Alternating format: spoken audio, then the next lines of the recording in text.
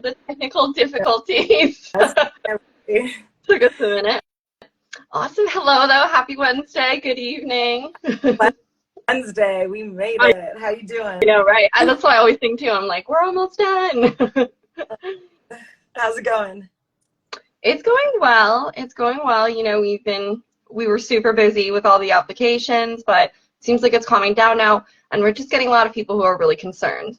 So we thought we would come on, do this live with you, do some interview tips and self-care, and take some questions from people. I love that. I love that. Okay, do it.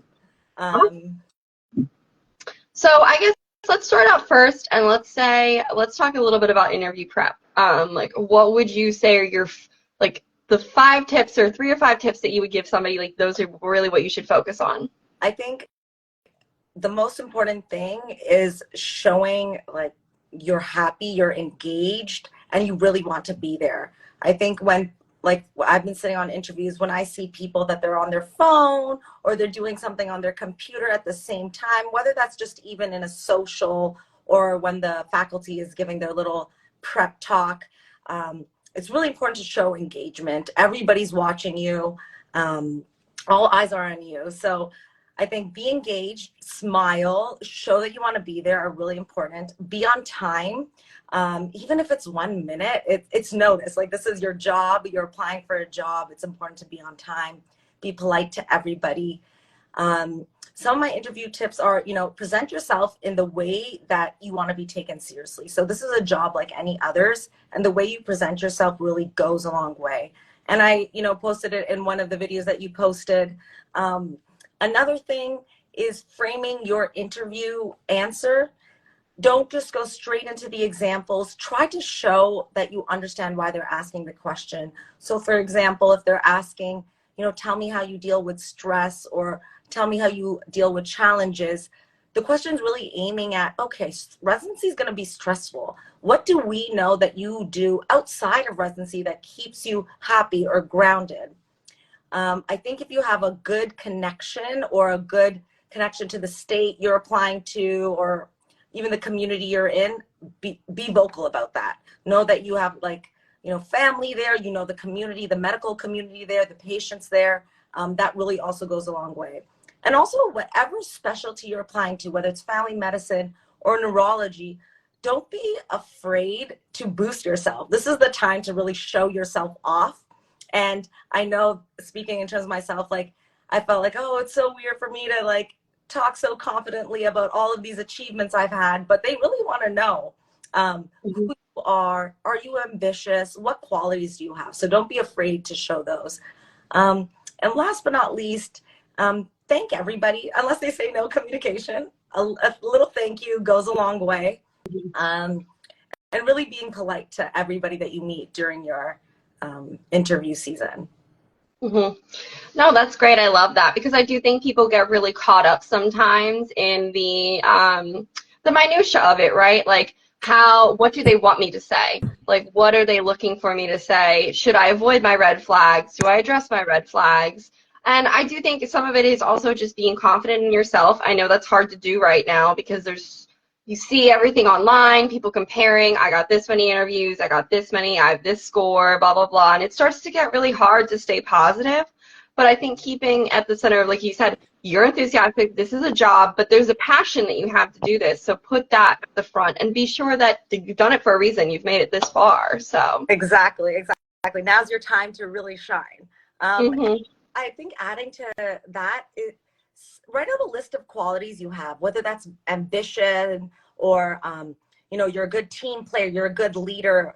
Write out all these qualities and examples of you doing that, and be able to show those qualities. So one thing that I did was also go to every social, pre open house, just really showing that I really wanted to be there was the most important part. I love that. How did you think, I know I've had people ask me, how do you find these events? How are you keeping track of when these things were going? Do you follow everyone on social media? How does it work for you? Yeah, so honestly, that's what I did. I went on Twitter. Twitter is probably the first place that people post their open houses. Also, there's an Excel spreadsheet. I would say stay off of that for the most part because it is a little toxic. Mhm. But there's an Excel spreadsheet made on Reddit for every single specialty. And usually they post open houses there. But things that I did was follow programs on social media, whether that's Instagram and Twitter, and also reach out to program coordinators. If I was really interested in a program, I would reach out to the coordinator and say, hey, I'm really interested. Are you guys offering in-house open houses or online open houses, and really just getting myself out there and so that they know who I am. That's great. No, that's a great advice because I have people asking that all the time about how do you find these open houses? How do you make those connections? And I think sometimes just taking the time to show them that you're interested, you'll get more opportunity to be able to do those things. I love that. So one thing I wanted to touch on that you said, how toxic it can be to be looking at those spreadsheets of all the interviews that people got, or even, Reddit especially can be like a really scary place, especially right now. What advice would you give to people who are maybe they haven't gotten an interview yet, or they've only gotten one or two, and they're really starting to get hard on themselves? I see people all the time being like, do I give up? Is the end? Is there anything I can do? And I feel like there is. You can do something. So what would you say?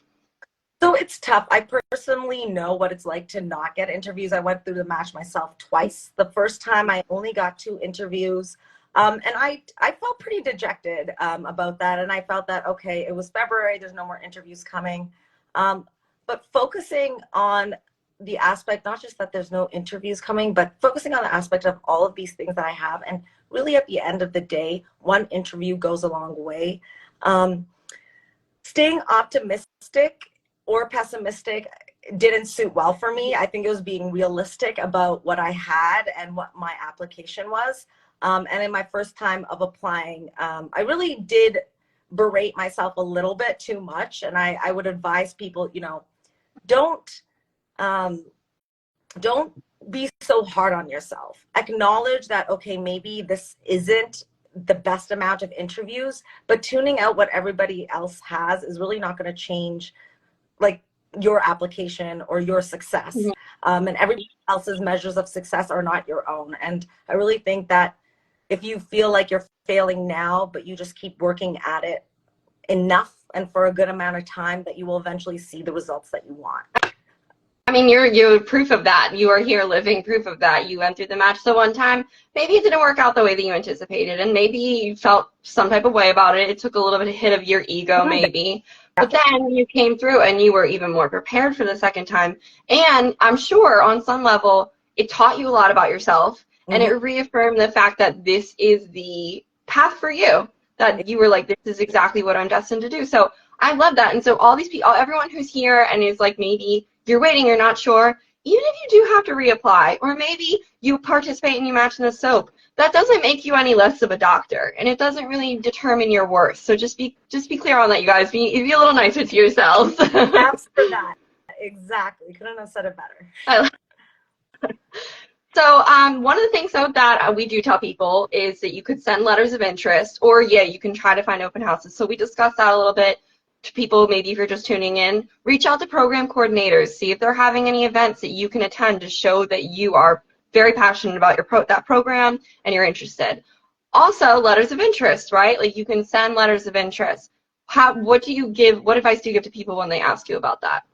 So anytime you're sending a letter of interest, make sure it's concise, to the point, and that you will have something to update the programs about. Sending a letter, just a blanket statement, hey, I really like your program for this and this and this reason, they get a bunch of those. So I would recommend that, sending in your letter of interest, I'm interested in your program, and write out their program name. It's going to be a little bit tedious, but it shows that you're interested. I'm interested in this program.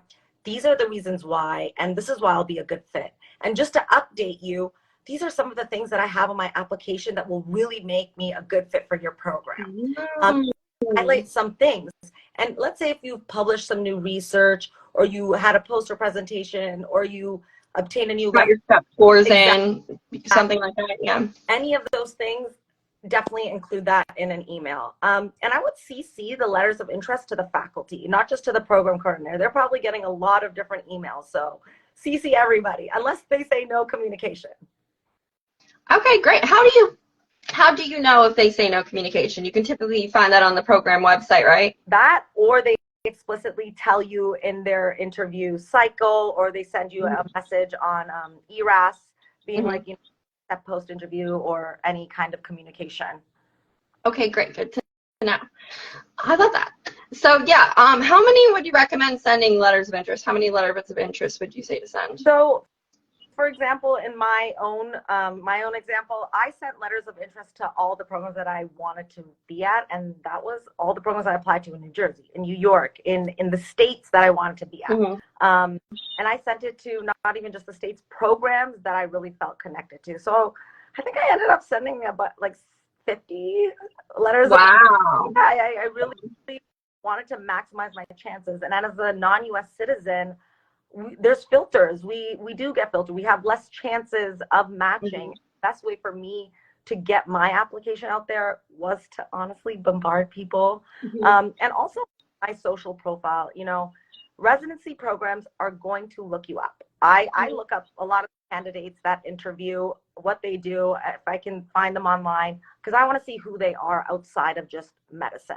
And so that profile for you, whether it's your LinkedIn, or even your social media, your Twitter, really showing who you are as a person and getting that out into the medical world, they'll see it. I'm sure they saw all of my match or resident stuff, and they were like, okay, this is somebody that likes to engage with others, that likes to be a mentor. And that's the picture that I presented for myself. That's true. That's a great point. I think that's one of the things I like realized the most this year in the application cycle. I feel like they really want you to be clear of who you are as a candidate and strategize your entire application about that. So if you said, I'm a great leader and I really want to pursue a program where I get to have mentorship opportunities, then you can maybe cite, this is something I've done in the past. This is why I think it'll be great for me. That's why I think this program would be good for me moving forward. Another thing that I also noticed when you were saying about letters of interest, something I've been doing research on recently, is that, you know, now this year they've introduced program signals and geographic preferences. What do you think about people when they send it saying, you know, your region is geographically preferred to me? Like, should they reference if that's the case? Or if I sent you a program signal, I really am interested in your program, I sent you one of my program signals, is that something you would recommend? So that's a good question. I don't have enough knowledge on what the, you know, faculty or the residency program coordinators like actually think about this. But if you've signaled a program and you really want to be there, there's no harm in saying, this is a program I really want to be. I signaled here because I know that I can be the best fit for this program and this community, and here's the reasons why. And just focusing on really who you are as an applicant and why you want to be there is the biggest thing. So when you were going through your interview cycle, did any program mention to you that like the letter of interest is like what stood out, helped you get that interview or set you apart? So one program did, but I will say out of all the letters of interest I sent, I actually received at least 4 or 5 invites from the letters. And I sent letters of interest twice during the interview season. I sent it once during the first month, and then once when I had a little bit more research and stuff that had all been published later in December. And I could tell that they had seen my letter and then sent me the invite because I got the invite the next day.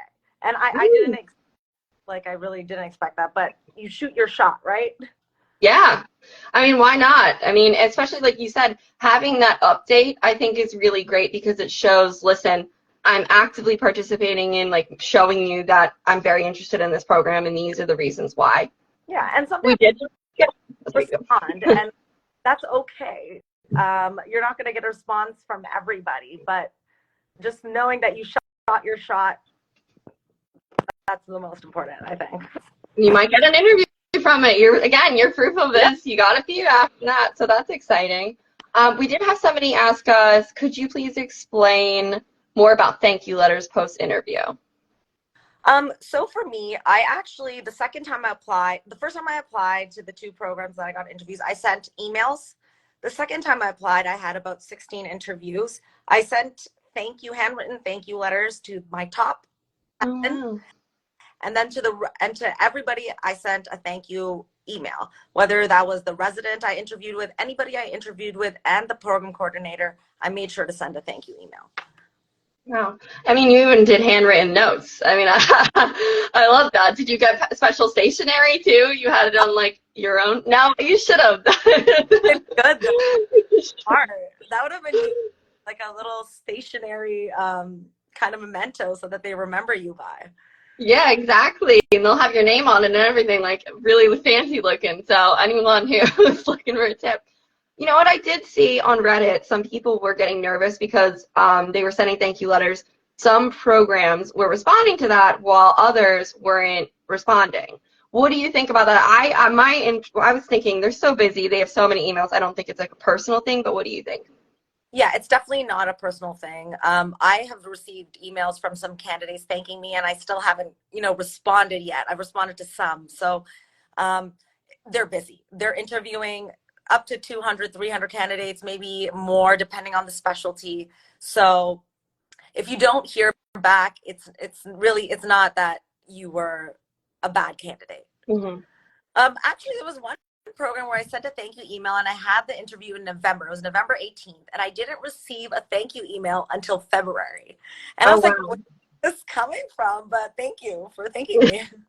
I mean, yeah, I'll take it, even if it's a little late. Exactly. I love that. So on top of that too, so I love all these things, but one of the things I really do want to touch on is, how you said when you went through this before, it's really hard, it's really easy to get down on yourself. What would you tell somebody right now who isn't doing well? Like, what self-care things could you be doing? Like, how can you protect your mental space and be able to move forward? The biggest thing that helped me was my support system. And I have a very, very hard time reaching out for help. But in the moments where I knew like I wasn't going in the right direction, I might not have been the best candidate, my support system was really the people that kind of showed me who I was as a candidate, and not just a candidate, who I was as a human and why I do deserve this profession. And then also taking time for yourself. This is a very stressful cycle.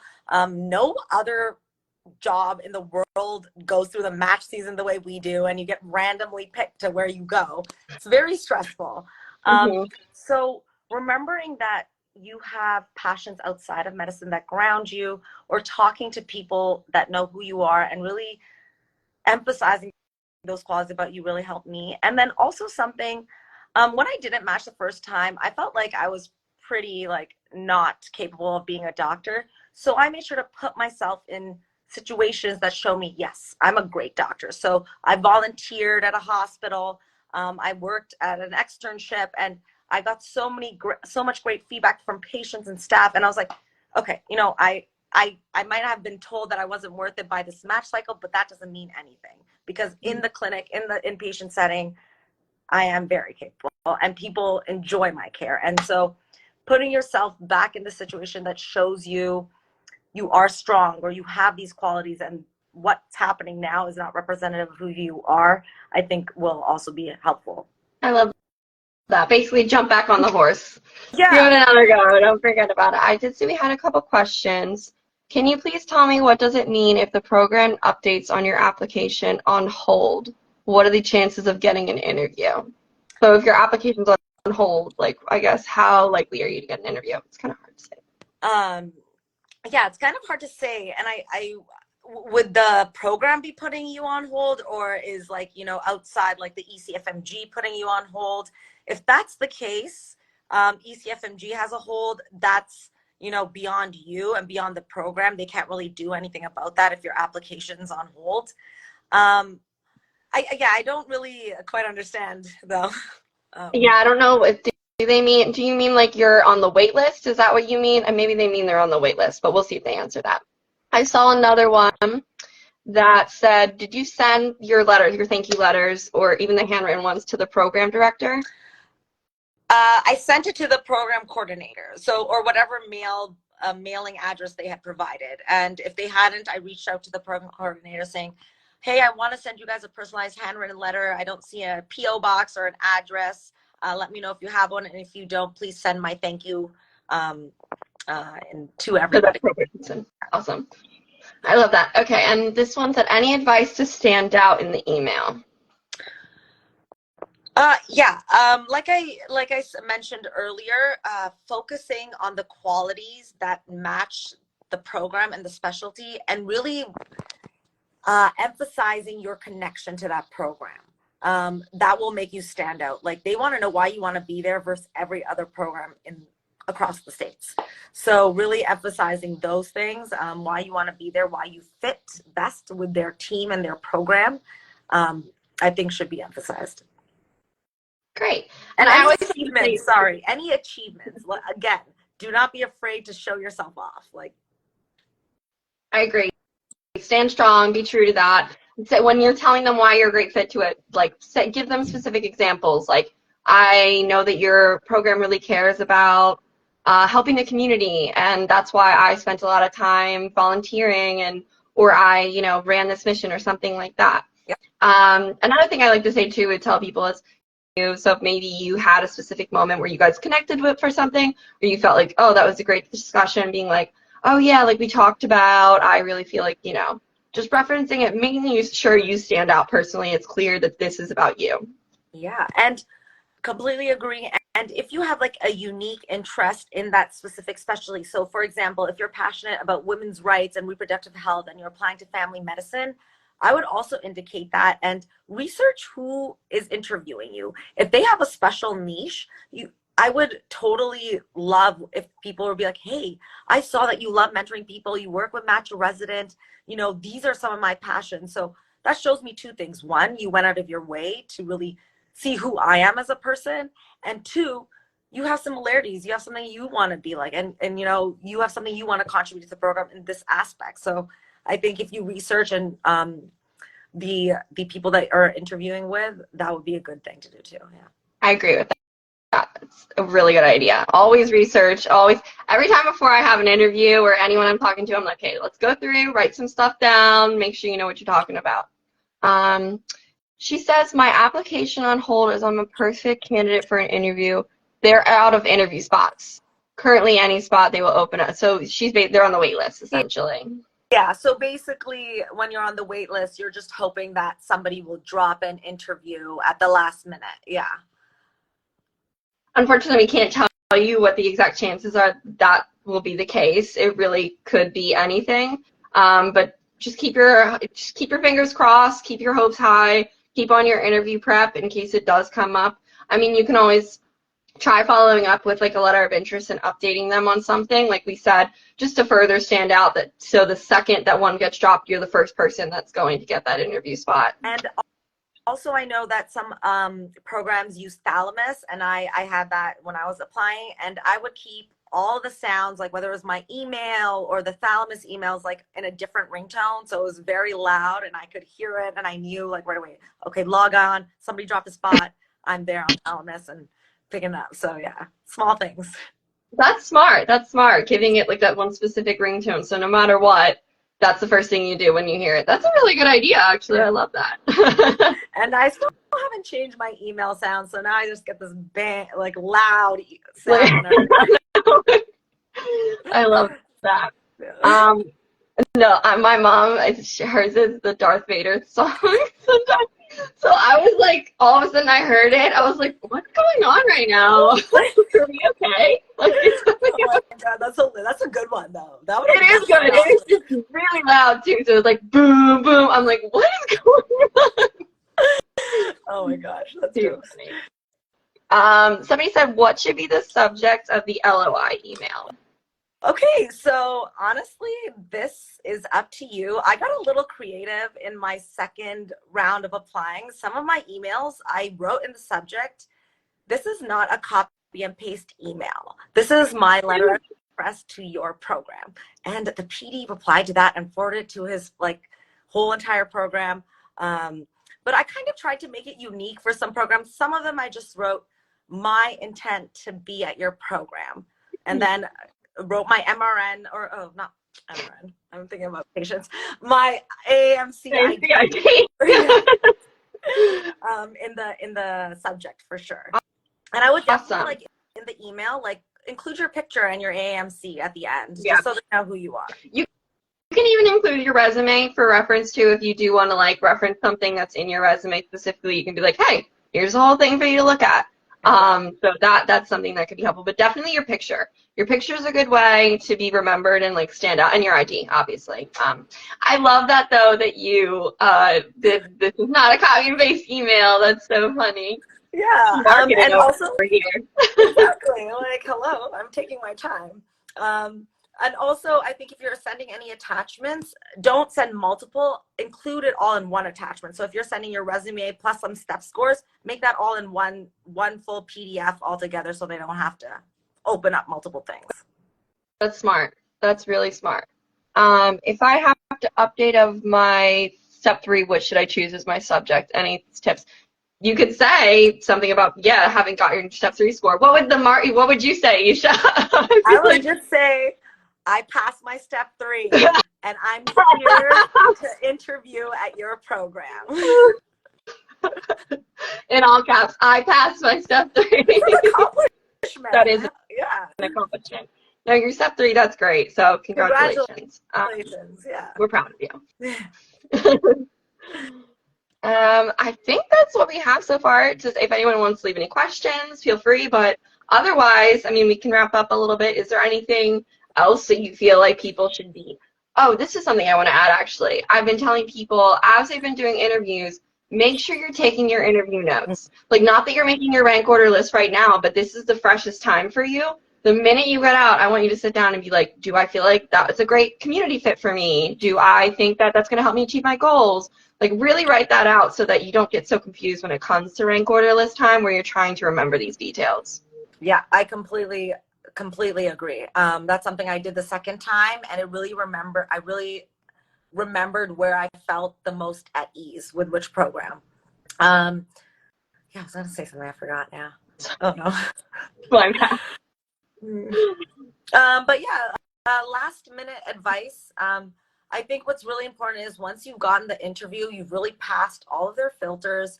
You've passed like all of the things that really qualified you to get there. And so really what they're looking for is, do you fit well and can you mesh with this program? And showing that you can is really important to them. The interview is really like, show your personality. If it's family medicine, they want to see your personality. If it's a different field, they might want you to be more serious. So really show who you are and you're fit for that program. Yeah, one of my success stories, Joshua Fernandez, everyone loves when he does the takeovers. He told me that the interview person told him, basically, I picked you because I was like, do I want to be next to you at 3 a.m.? Like, do I want to be working with you for hours, and is this going to be a comfortable thing? So don't be afraid to show your personality. Like, don't try to just give those by-the-book answers. Really be passionate and show yourself. Laugh, smile. It's okay. Yeah, 100% agree. Ooh, that was a good question. Yeah.